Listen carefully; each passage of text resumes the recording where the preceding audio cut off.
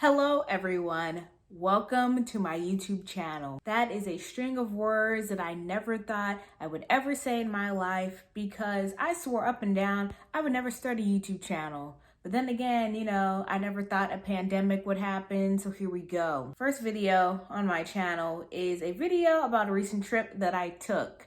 I went to New Orleans for the first time while back, about a week or so ago, and I absolutely loved it. And when I tell you I had the best time, when I tell you I had the best time in the city, I was like, by the end of the trip, I was like, I live here, right? So in this video, my first video, I will be talking about everything I did in the days that I was in New Orleans, from where I ate, from what I did, and hopefully you guys can take one or all of these events and implement them into your own upcoming trips as long as you travel safely. So here you go.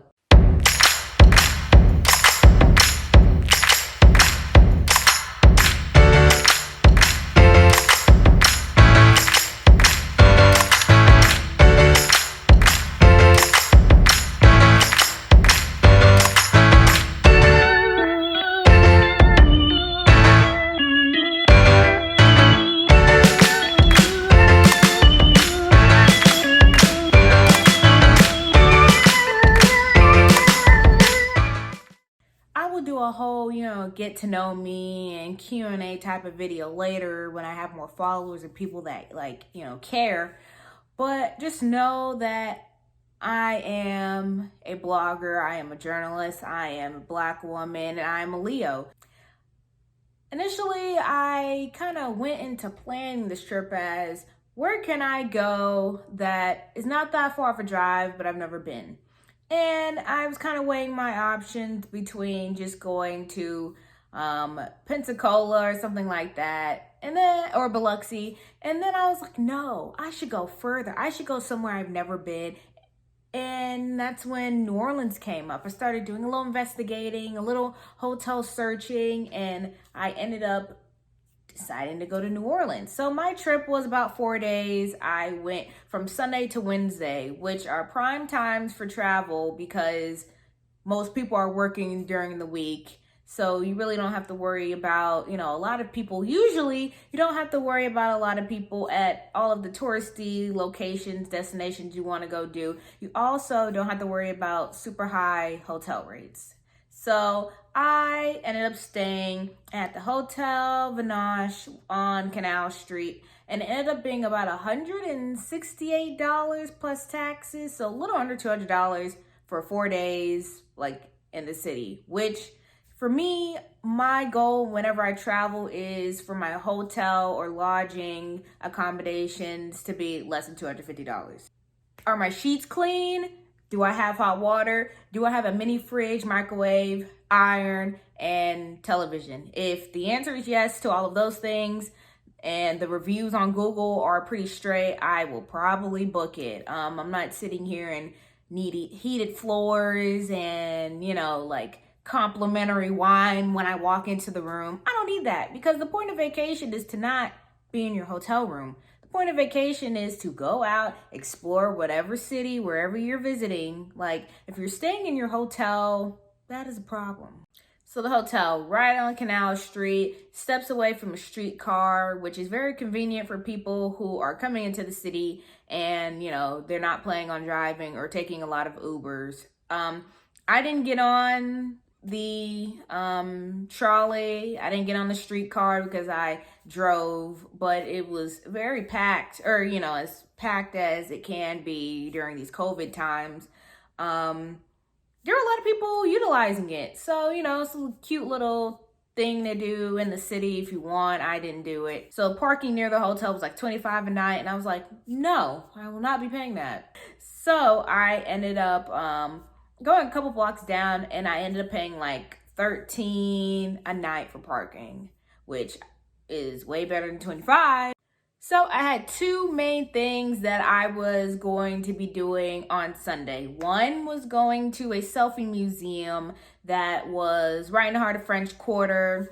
And the second thing was a little spirits, ghost story, history bar crawl. So the selfie museum experience started at 2 o'clock. And in true Tandra fashion, I was running late. I'm late to everything. If I ever tell you I'm going to be on time, know that I will be late. Don't even bother telling me a fake time, because I'll be late to the fake time and then probably late to the real time. I'm going to be putting a lot of this information on the screen, and like I mentioned earlier, I'm also a blogger, so you can read and get a lot more detail on my blog, which is also on the screen. So, Selfie Museum, 2 p.m. I booked the $50 VIP experience, in which somebody would take all your pictures for you. Like, usually, I like taking my own pictures. I have a tripod, I have a ring light, I have a clicker, I have an app that I can press and the pictures can go. I basically just have to stand and move and do all my poses. But I was like, you know what? I have money. I should pay for quality photos. So that's what I did. They really, the artists and all that, really put a lot of work, attention, and detail into each little scene that they had. I mean, there was a claw machine. There was a chair that you could sit down in, have a crown on, and act like you were royalty. Of course, I had to sit in that chair.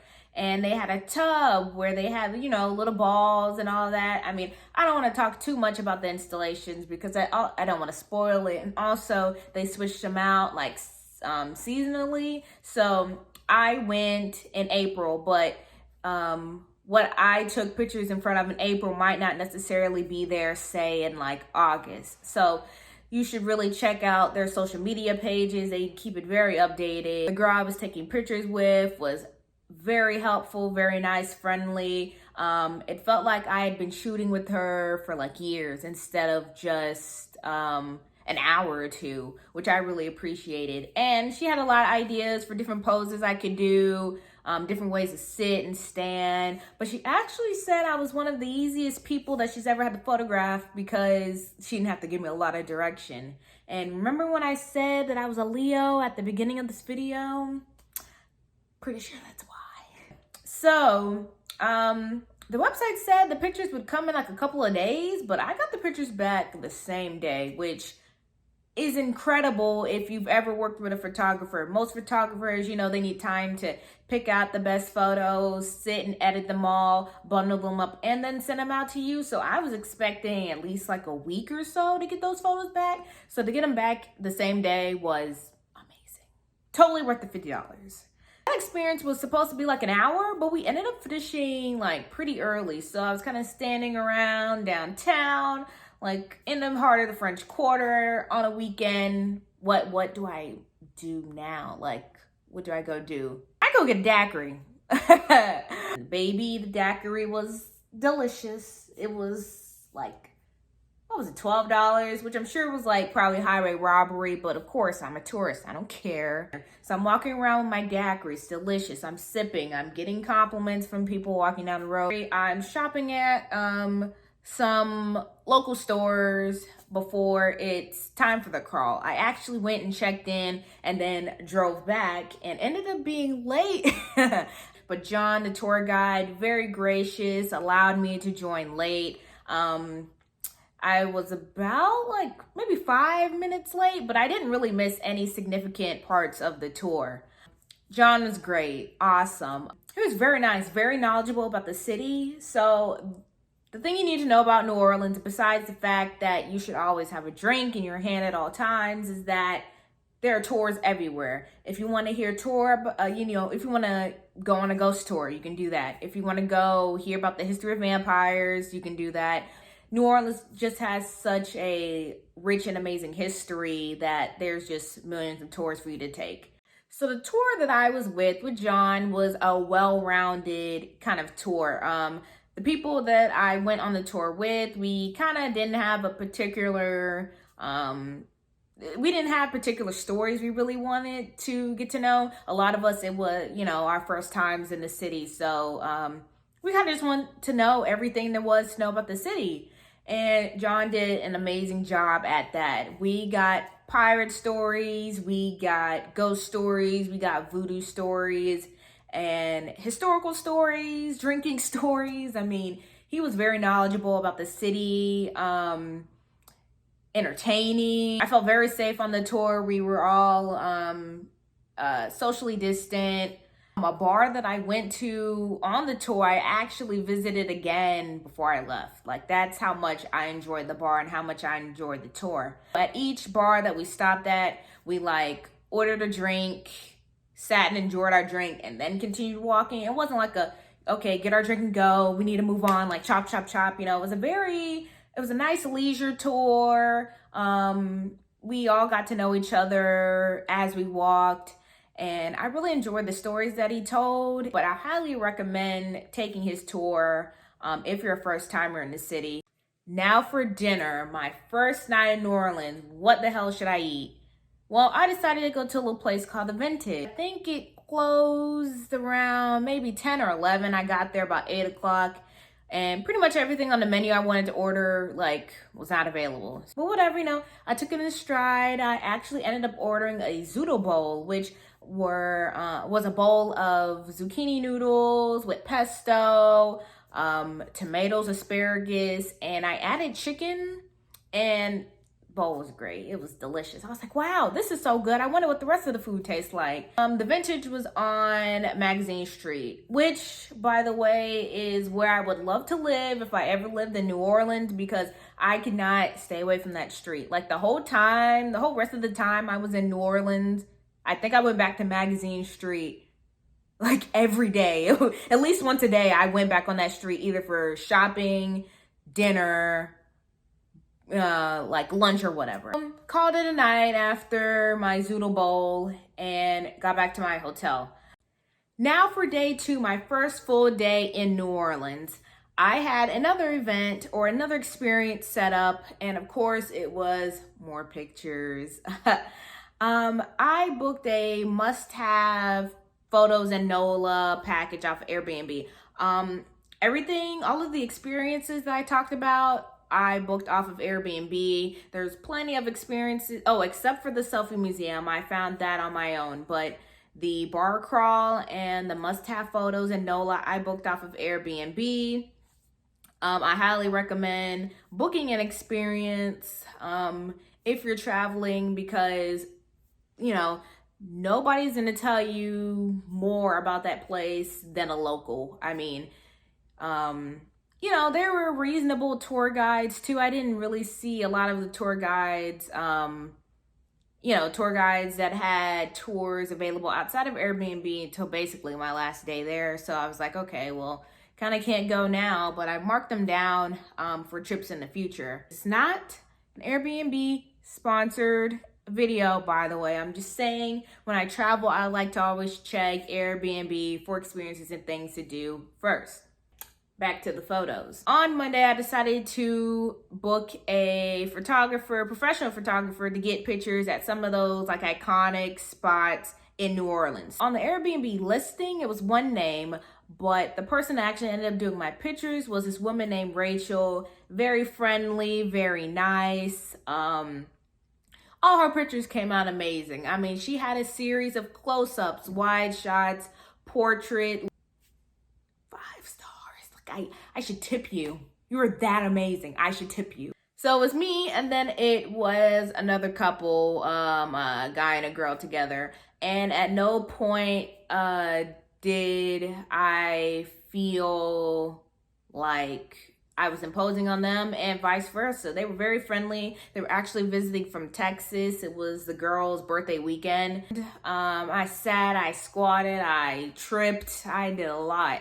And I even got pictures by a Bourbon Street sign, which is incredibly rare because those signs are often stolen by locals and tourists alike. So I really like that she indulged me and the other 2 people in the group and walked with us until we found this sign. I was very, very appreciative. By the time that ended, you know, I'm feeling good. I have drinks in my system. Like, what do I need to do now? I need to get some beignets. I went to Cafe Beignet, which is the spot for beignets. It's the spot for beignets when you go to New Orleans. Always a line at this place, especially the one in the French Quarter. Pre-COVID, you could sit down at a table and be waited on. You could get your beignets like out on a plate. But obviously due to COVID, everything is to go right now. So I ended up getting 3 beignets in a bag and getting a cafe au lait drink.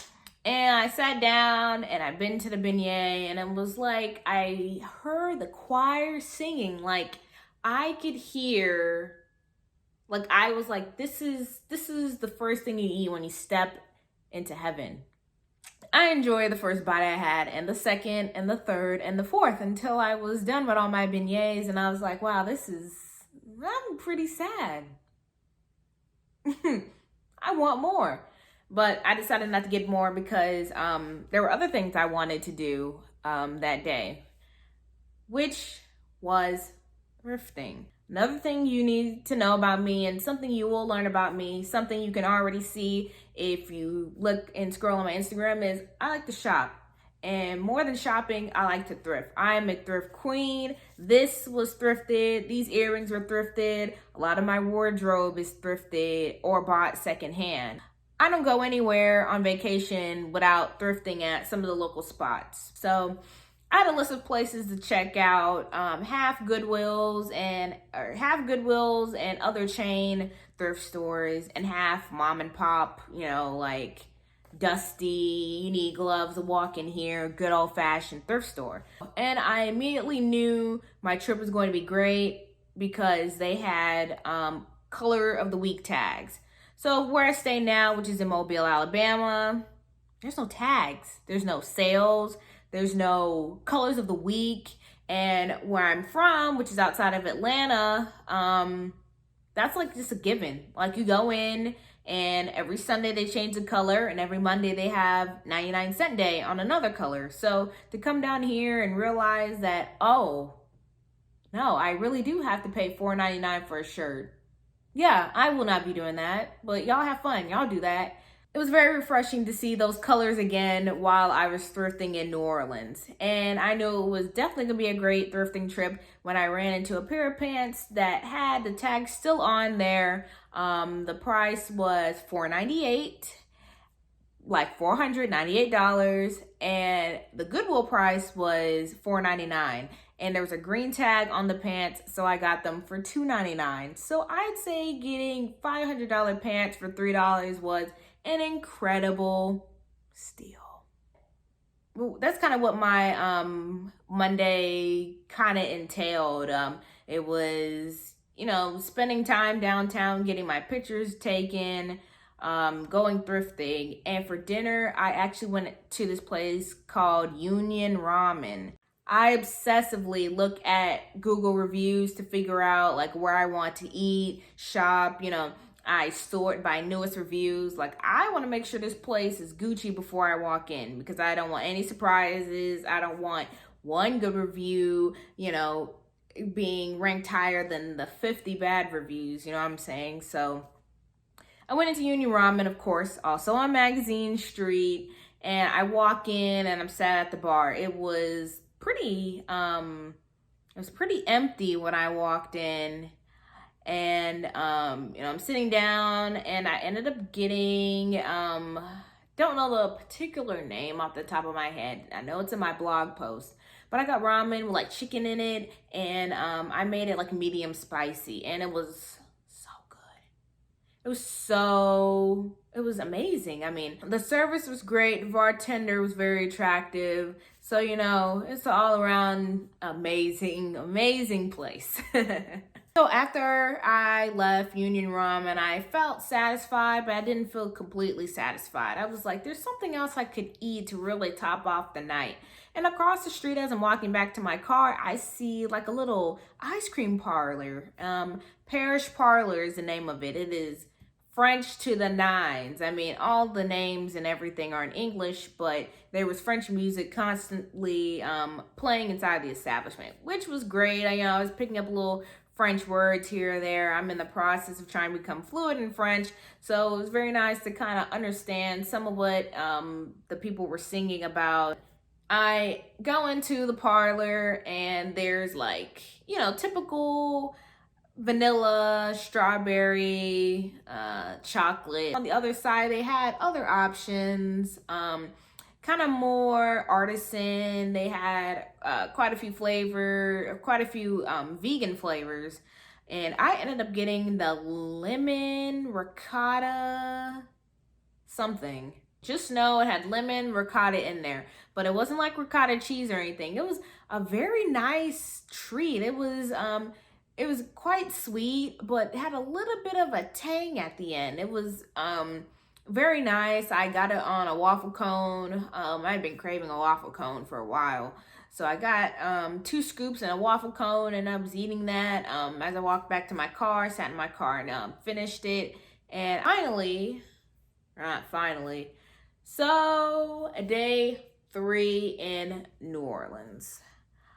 This is my last full day in New Orleans, and I didn't really have any concrete plans. I had dinner reservations at a spot in the French Quarter, but I ended up canceling them because the reservation was initially supposed to be for Monday night. Then they called me a couple of days before I was supposed to leave, and they're like, hey, actually, we're going to be closed. Do you want to come in earlier, or do you want to come in on another day? And like I just mentioned, I really don't like when my plans have to get deviated. So it kind of ruined my whole mood about going to the place. But I didn't end up making another reservation. I was like, okay, maybe my thoughts will change. But they didn't change. I ended up just being like, no, I'm not going to this. Sorry. Whatever. I don't care anymore. I was kind of looking around on Google Maps the night before, and I'm like, there's something shot here. What shot here? And I was like, oh, hello, American Horror Story. American Horror Story Season 3 Coven was shot in New Orleans. And there's a particular house that was seen a lot in Season 3. And you can go visit it, not the inside, but it's called Buckner Mansion, and it's in the Garden District. And you can't go inside of the house because somebody owns that beautiful, gorgeous house that costs 30 times my salary. But somebody owns it, but you can take pictures outside of it. So that's exactly what I did. There was no parking like near the house, so I kind of had to park a couple of streets over and walk, but it was totally worth the walk. If you're in the area and you love American Horror Story as much as I do, and you especially love Coven a lot, you should totally check out the Buckner Mansion. So after that, I continued my kind of thrifting crusade, of course, back on Magazine Street, and I went into this adorable little vintage shop called Funky Monkey. Now, like I said, I like to thrift, but I do have beef with some vintage shops because they'll have a dirty, ratty, Fruit of the Loom crew neck shirt for like $30. Talking about it's some vintage. No, that's trash and needs to be thrown away. Funky Monkey was actually very affordable and very nice, and they also had a sale rack, so it was pretty reasonable. I think even if you're like kind of a cheapskate like me, you should totally go check it out. So after I left that area, Magazine Street, I actually went like more in the suburbs, and I went to a couple other Goodwills, and I went to this amazing little mom and pop place. I went to one the day before, but I really loved this one so much because they had discounts up to 75% off. I got a jacket that was $24.99, which was priced too high in my opinion, and it was 75% off. And I'm in the journalism field, so I don't know math, but it was a great deal. So I knew it was a great deal, so I bought it.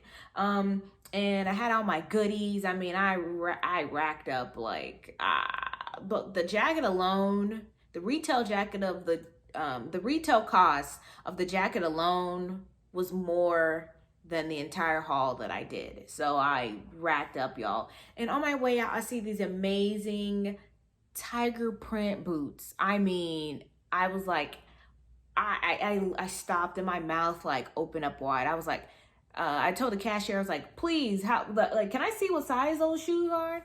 I get them in my hand and they are a size 8. Now I am actually a size 8.5, but with booties and boots, you kind of have a little wiggle room, and you can sometimes buy an 8 or buy a 9 and they'll still fit just fine. I tried on one boot, I tried on the other, I walked around, I was like, I'm buying these. I don't care how much they cost. They ended up costing $50. Now, for a little mom and pop thrift store, it's a little much, but After I looked up the retail cost of the shoes by Steve Madden, the Steve Madden, my favorite shoe brand in the world, they were $79.99, but they were completely sold out. So $50 for some completely sold out tiger print boots. Yes, it was worth it. Absolutely 100%. So it was starting to get late, and like I mentioned earlier, I canceled my dinner reservations for the other place I was gonna go to. So I was like, all right, so what am I gonna eat my last night here? For lunch, I stopped at a place called Mr. Bubbles Cafe. Another thing you should also know about me is I love bubble tea. Like, National Bubble Tea Day is one of my favorite holidays. I don't even care if it's one of those little fake holidays made up for consumerism. I don't care. It's still my favorite. I went and had lunch there. I had a Vietnamese po' boy, chicken po' boy, and I had some boba. Boba was all right, but I'm kind of a bubble tea snob, so I can tell by the way the drink comes out if I'm gonna like it before I even take a sip of it. So the way the drink came out there, I was like, I probably won't like this, but I'll still give it a try. Sometimes I'm wrong. Very rarely. It's very rare that I'm wrong. In this case, of course, I was wrong. I was like, this was okay, but it could have been a lot better. So I did some more searching, and I found this other place called Frosty's Cafe, which had boba and other foods, but I went in there for a French vanilla boba, I believe. It might have been just a plain milk tea. I can't remember what I got. More of a milk tea person than a fruit tea person. I got it. By the time I made it to the car, I was already halfway done with the drink. I was like, this is the best. This is the best boba in New Orleans, which I can't exactly say that until I try a couple of others, but that was the best boba I had the whole trip. So yeah, it was getting around dinner time, and I was like, where should I eat my last night? I ended up going to Juan's Flying Burrito. I pull up, and it was a little bit of a wait.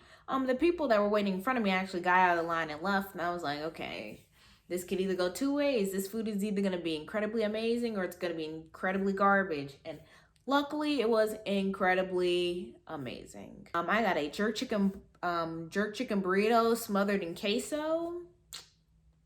Chef's kiss. I got a strawberry lemonade margarita, very delicious. The food and drink were both so great, I had to take them both to go. I very rarely take food to go. I either finish it all in one sitting or I leave it. So the fact that I took both the drink and the food with me home, highly recommend going to this spot. If you want some different cuisine that's not seafood, which the whole reason I ate at places that weren't seafood themed is because I'm pretty much allergic to all seafood.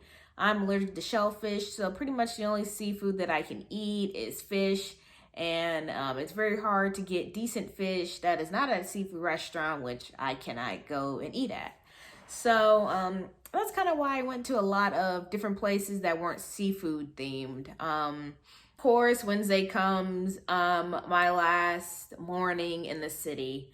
Check out from the hotel, no problems there. And I'm like, I went to Cafe Du Monde and I had some nice beignets, but where are the mom and pop beignets? Took a little searching, but I ended up going to the New Orleans Beignet and Coffee Company.